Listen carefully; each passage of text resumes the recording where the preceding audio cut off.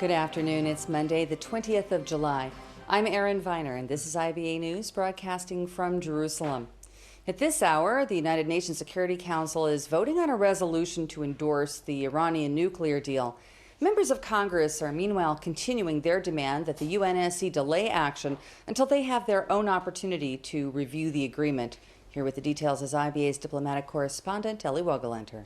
With all 5 permanent members of the Security Council involved in the marathon negotiations with Iran, the adoption of a series of measures leading to the end of UN sanctions that have hurt the Iranian economy is almost certain. But the measure being voted on right now also provides a mechanism for UN sanctions to snap back in place if Iran fails to meet its obligations. The U.S. drafted resolution is certain to be adopted in all likelihood unanimously. The 10 non-permanent council members were briefed on the draft, and none objected to the text. Under the agreement the Council will endorse, the draft resolution specifies that 7 resolutions related to UN sanctions will be terminated when Iran has completed a series of major steps to curb its nuclear program, and when the International Atomic Energy Agency has concluded that all nuclear material in Iran remains in peaceful activities. All provisions of the UN resolution will end in 10 years, including the snapback provision. Meanwhile, in Iran, German Vice Chancellor Sigmar Gabriel urged Tehran at the start of a 3-day visit to strengthen economic ties that it must recognize Israel if it wanted to establish closer business relations with Berlin and other Western powers. Gabriel told a gathering of German and Iranian business people in Tehran that you can't have a good economic relationship with Germany in the long term if we don't discuss such issues and try to move them along. Gabriel, who is also economy minister, is the first senior figure from a large Western government to visit Iran since it struck the landmark nuclear agreement last week. Diplomats worldwide are continuing to defend the deal. British Prime Minister David Cameron challenged opponents of the pact, who say it will still allow Iran to build nuclear weapons even if it complies with the deal. Well, I don't believe that's right. Actually, this deal says that it's never acceptable for Iran to have a nuclear weapon. Obviously, the time frame for which the safeguards are in place and the inspection is in place is for a particular period of time, but the deal actually says it's not acceptable for Iran to have a nuclear weapon. But again, what we've done is make sure that the timeline for them possibly getting a nuclear weapon has got longer, not shorter. Cameron, by the way, will deliver a speech tonight in Birmingham in which he will challenge conspiracy theories of a powerful Jewish cabal or a Western plan to destroy Islam in an effort to counter Islamic radicalization. Meanwhile, U.S. lawmakers will begin their own review of the historic deal. The 60 days given Congress to vote to approve or reject the pact officially begins today after the Obama administration sent the agreement to Congress yesterday. Republican Senate Majority Leader Mitch McConnell predicted President Barack Obama will have a real challenge getting the pact through a skeptical Republican-led Congress.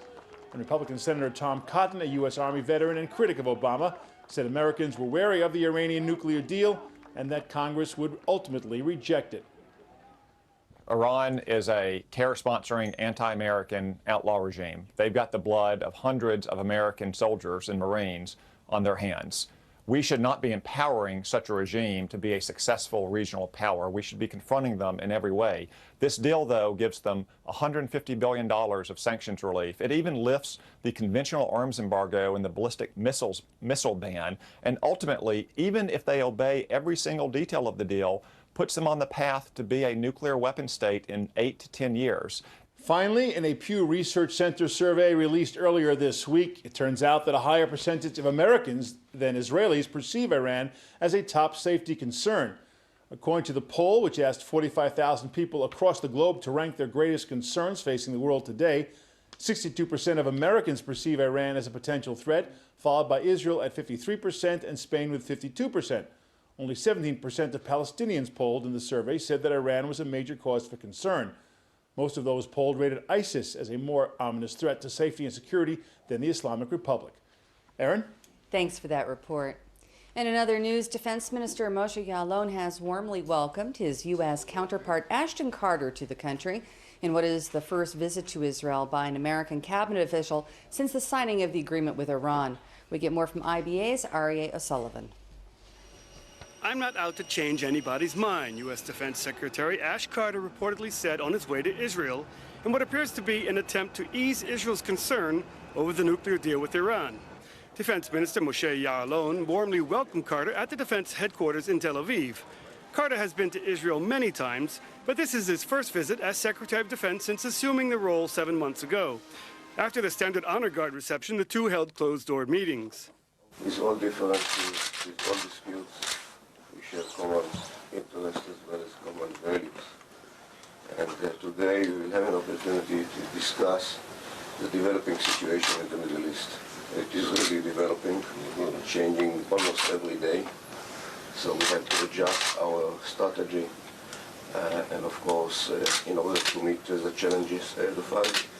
Carter told reporters before arriving that no one should expect any changes in U.S. strategy and commitment to defend its friends and allies, including Israel. In Tel Aviv, Carter said Israel was the bedrock of U.S. strategy. Israel is the bedrock of American strategy in the Middle East. And yes, the region is complicated and troubled, but we know what our interests are, and a principle among them for the United States is our friendship and alliance with Israel. So I look forward to discussing all the things that we have on our plates today and making progress in many, many areas where we need to work together to maintain our safety and security in this troubled region. Carter touched down last night, saying that the agreement reached with Iran was a good deal because it removes an element of danger from the region and doesn't prevent a military option. While Israel and the United States disagree over how to contain Iran's nuclear ambitions, the defense and strategic ties between Washington and Jerusalem have actually deepened over the years, Israeli defense officials have said, and this includes American sales of advanced radars and fighter bombers, long-range refueling aircraft, and bunker-busting bombs that can penetrate underground targets. Later this evening, Ya'alon and Carter will hold a joint press conference.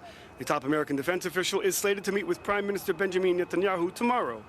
After Israel, the U.S. Defense Secretary is expected to visit Jordan and Saudi Arabia to continue to ease their concerns over fears the nuclear deal would allow Iran to wreak havoc in the region. It's clear that Carter's mission will not be an easy one. Aria O'Sullivan for IBA News. Adversaries rather than enemies. That's the word used by U.S. Secretary of State John Kerry to describe Washington's relationship with Tehran on the CBS talk show Face the Nation. Prime Minister Benjamin Netanyahu also appeared on that program, where each presented conflicting views of the Iranian nuclear deal. Under IAEA engagements, they have no time frame for resolving issues when going to undeclared sites. So first of all, getting a defined time frame is very, very critical. There has to be a process to go through with the P5+1 to force, in case of a dispute, to force inspection. Iran otherwise is in breach. Now, 24 days, we feel very confident in the capability of IAEA with environmental sampling to detect any nuclear activity very, very long after it has occurred. What happened, Mr. Secretary, with anytime, anywhere? We never, this is a term that, honestly, I never heard in the 4 years that we were negotiating. It was not on the table. There's no such thing in arms control as anytime, anywhere. There isn't any nation in the world, none, that has an anytime, anywhere. And the truth is, what we always were negotiating was an end to the interminable delays that people had previously. What Ernie just said is that the IAEA has no way to end it. We negotiated a way to end it. We have a finite time period. That's never happened before. And we have one nation's ability to take this to the Security Council to enforce it.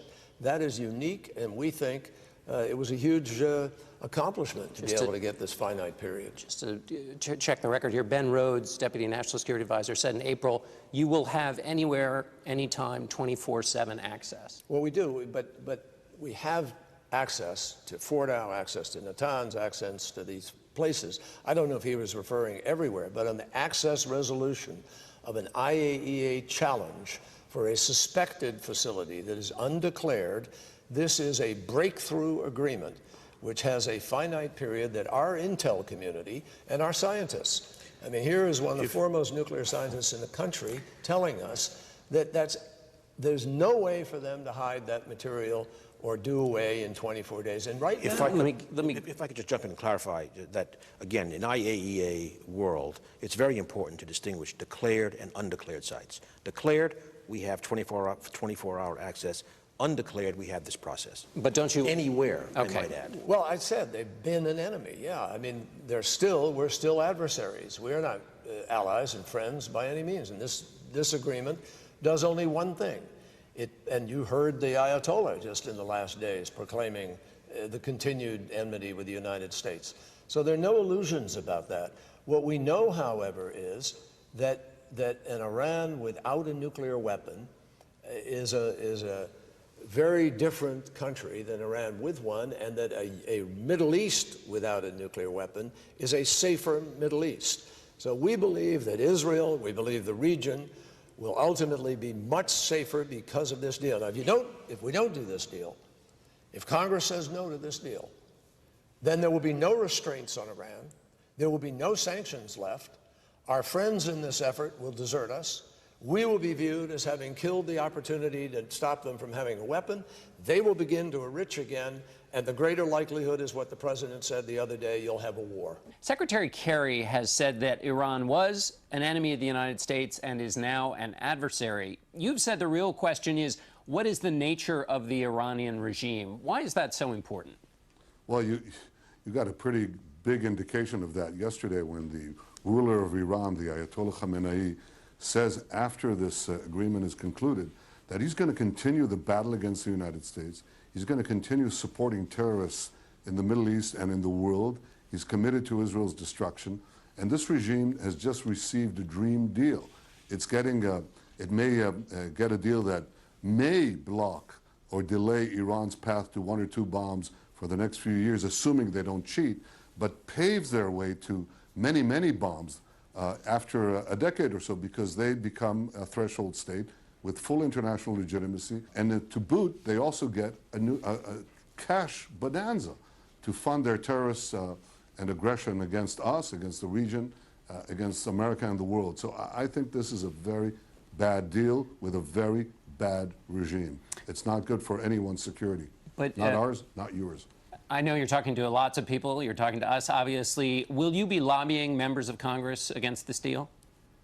Look, I feel it's my obligation as the Prime Minister of Israel to speak out against something that endangers the survival of my country, the security of the region, the security of the world. And I obviously make my case. I think that's important. It's not only important for us, I think it's important for the entire world. Cabinet Minister Naftali Bennett has sent out several tweets focusing on details of the Iranian nuclear deal, stipulating that the West will train Iran to defend its nuclear facilities from sabotage.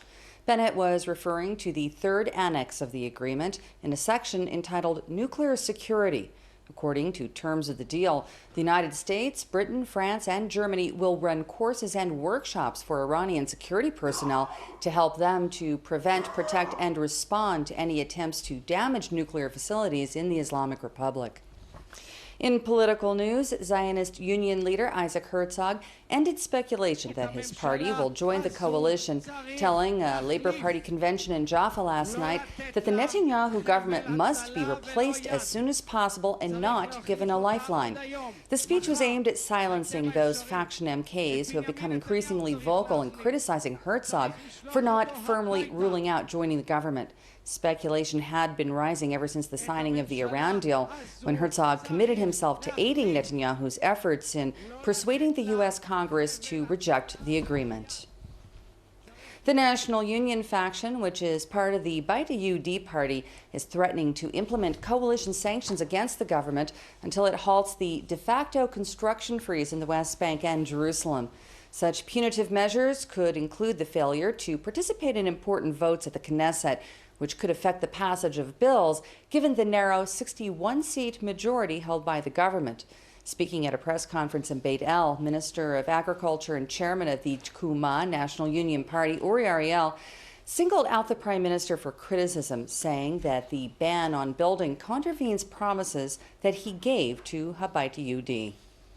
The general strike planned for Wednesday has been called off after Histadrut Chairman Avi Nissenkorn and the Finance Minister Moshe Kahlon reached agreement over the issue of contract workers. Under the agreement, 10,000 contract workers in the public sector will become full government employees within 4 years, and 6,000 working for privately owned businesses will receive employee status. Nisenkorn has long demanded that the state minimize the employment of temporary workers. He claims they're given inadequate contracts with poor salaries, substandard conditions, and almost no benefits. There are currently an estimated 400,000 contract workers employed in the labor force, about 50% of whom are in public service. The number of Israelis killed by those released in a 2011 Gilad Shalit prisoner exchange deal has risen to 6. Security forces announced that Hamas operative Ahmed Najjar masterminded the attack that killed 25-year-old Malachi Rosenfeld of Kochav HaShachar in a shooting attack near the settlement of Kida last month. Najjar was among the 1,027 terrorists who were freed in return for the IDF soldier 4 years ago. He is still believed to be at large and in Jordan. The Shin Bet Security Service arrested 4 members of the cell who confessed to the Rosenfeld murder, in addition to other attacks in June. Security forces say that the cell acted locally and was not directed by Hamas in Gaza. The Shin Bet named a total of 7 members of that Hamas cell, 4 of whom are in Israeli custody and 2 who are being detained by the Palestinian Authority. Hamas is claiming to have had former IDF Chief of Staff Lieutenant General Benny Gantz in its sights and the capability of killing him during Operation Protective Edge last summer. As proof of its allegation, the terror group released a video appearing to show Gantz and a group of officers inspecting IDF troops near an area of the Gaza border. A red circle was placed around Gantz's head. The Gaza rulers say that the film was shot from within their own territory and that Gantz was within sniper range. Several analysts point out indiscrepancies in the video, raise questions as to its authenticity. In other regional news, the arrests of more than 430 suspected members of the Islamic State have been announced in Saudi Arabia at a Riyadh press conference convened by the Interior Ministry. A recent wave of deadly attacks is raising concern in the world's top oil exporting state, in part because of a call from ISIS for its followers to target Shiites in the kingdom. Many of those swept up in the raid are believed to have been involved in 6 recent thwarted suicide missions at Shiite mosques, while more than 25 Shiite worshippers were killed in other sectarian bombings in May and another 27 in June.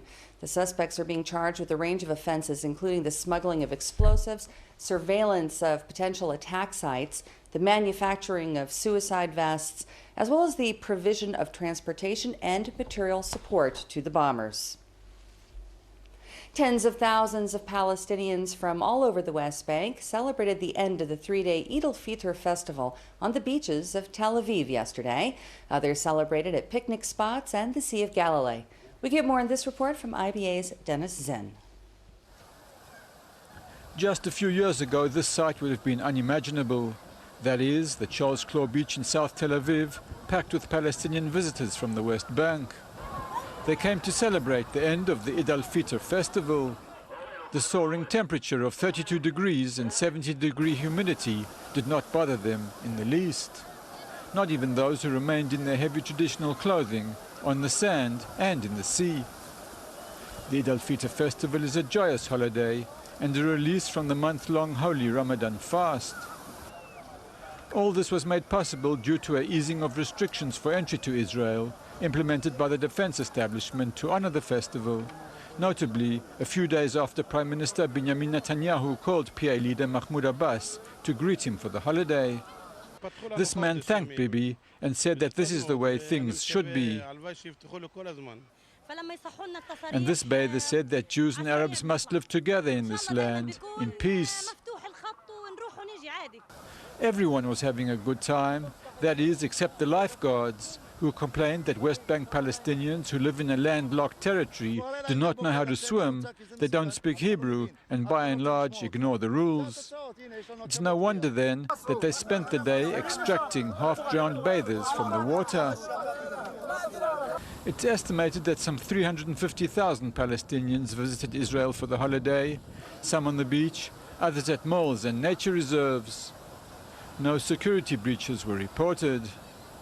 Dennis Zinn, IBA News. The large summer military draft is underway, including male recruits who are the first whose tours of duty have been reduced from 3 years to 32 months following a decision by the government. According to the IDF, questionnaires filled out by the inductees indicates a high level of motivation for joining combat units, with most applying for the infantry brigades.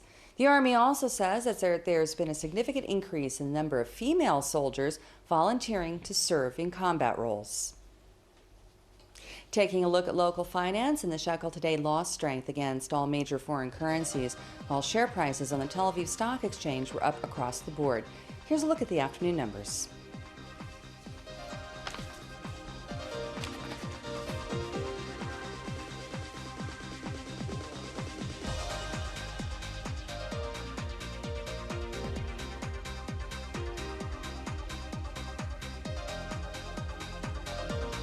And the IBA weather team tells us we can expect mostly sunny skies and no significant change in temperatures tomorrow.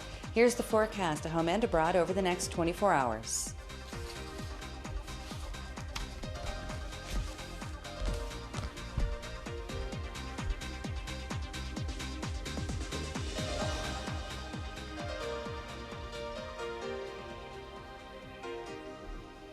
Thank you for being with us this afternoon. We hope you'll join us again tomorrow, and Laura Cornfield will be here to bring you the latest breaking news from Israel. I'm Erin Viner, wishing you a great evening and shalom from Jerusalem.